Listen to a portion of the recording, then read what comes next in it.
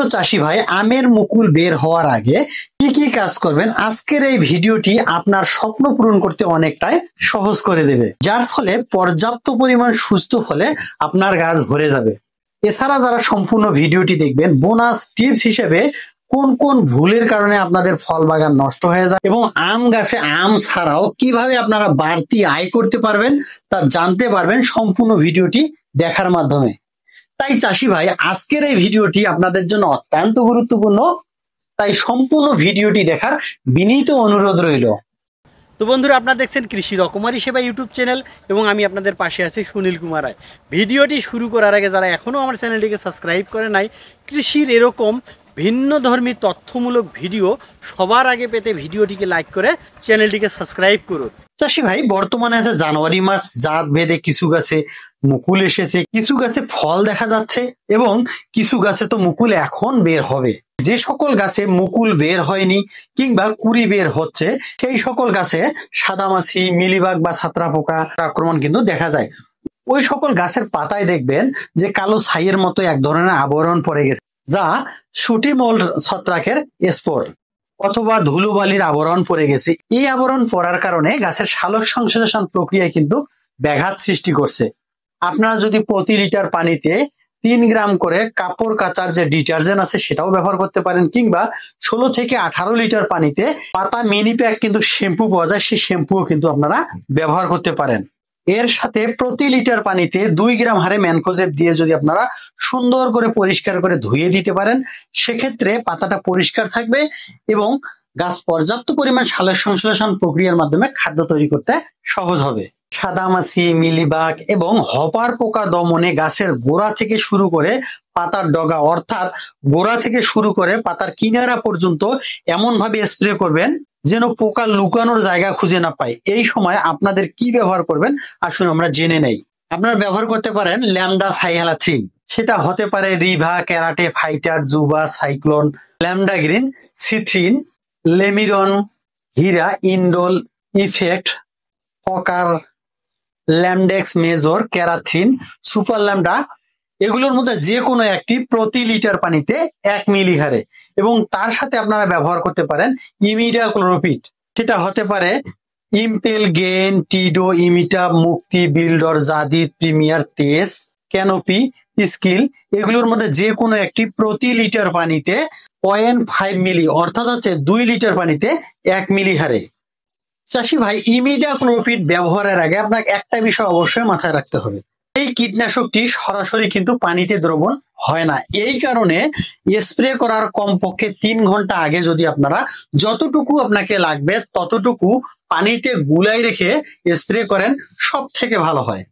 এর ফলে আপনাদের কার্যকারী ক্রিয়া থাকবে শতভাগ, এবং এর সাথে আপনারা অবশ্যই প্রতি লিটার পানিতে 4 থেকে 5 গ্রাম সালফার ব্যবহার করতে পারেন।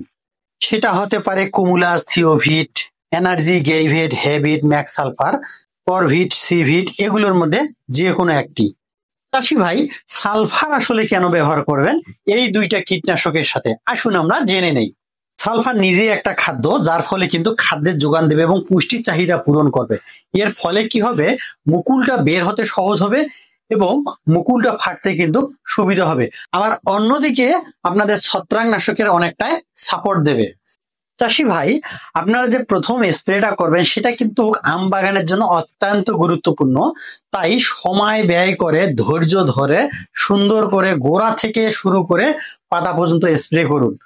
কারণটা হচ্ছে, এই যে কচি আপনার কুড়িটা দেখতে পাচ্ছেন, সেটা বের হওয়ার সাথে সাথে হপার পোকা কিন্তু রস চুষে খাওয়া শুরু করবে।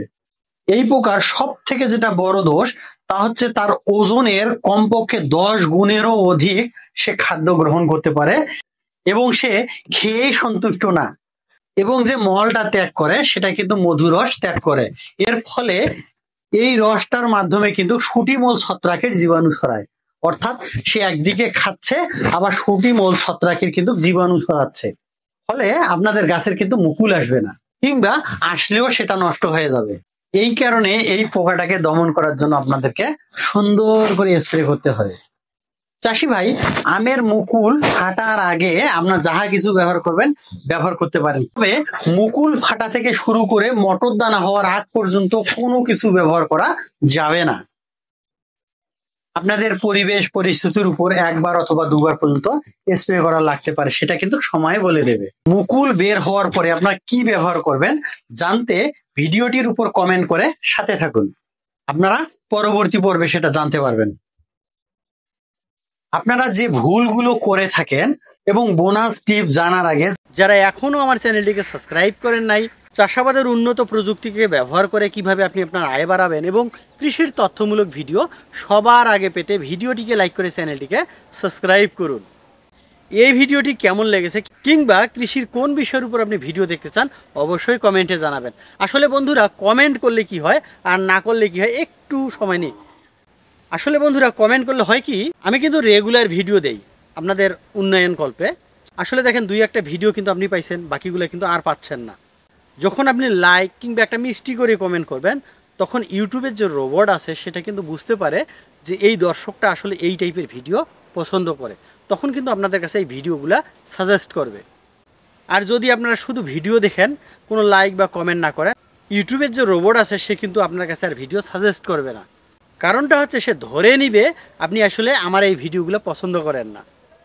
তো দর্শক বন্ধু, আপনি যদি আমার ভিডিও পছন্দ করেন তাহলে একটা লাইক কিংবা একটা মিষ্টি করে কমেন্ট করেন, তাহলে ইউটিউবের রোবট রেগুলার আপনার কাছে ভিডিও সেন্ড করবে।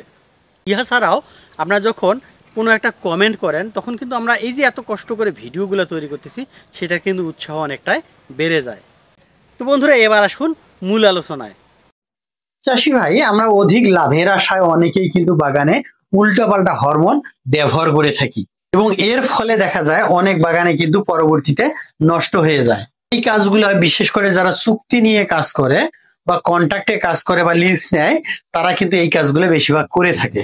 যদি বাগান নষ্ট করতে না চান, সেক্ষেত্রে এই বিষয়গুলোর উপর কিন্তু অবশ্যই গুরুত্ব দেবেন। এবং যাদের বড় গাছ রয়েছে, আম ছাড়াও কিন্তু আম গাছ থেকে আপনারা বাড়তি আয় কিভাবে করবেন, এবার আমরা সেই বিষয় নিয়ে কথা বলি। আপনার যে কোনো গাছ হতে পারে, সেটা আম, জাম, কাঁঠাল, কদম, ডুমুর কিংবা যে কোনো গাছ হতে পারে, সেই গাছগুলোতে আপনারা বাড়তি আয়ের জন্য চুই ঝালের গাছ তুলে দিতে পারেন এবং নির্দিষ্ট একটা সময়ে দেখবেন এখান থেকে কিন্তু বাড়তি একটা আয় হচ্ছে। এই বাড়তি আয়ের মাধ্যমে কিন্তু আপনি আপনার সংসারের উন্নয়ন করতে পারেন। তো চাষি ভাই, আজ এ পর্যন্ত, দেখা হচ্ছে পরবর্তী পর্বে। সে পর্যন্ত ভালো থাকবেন, সুস্থ থাকবেন, শুভকামনা রইল।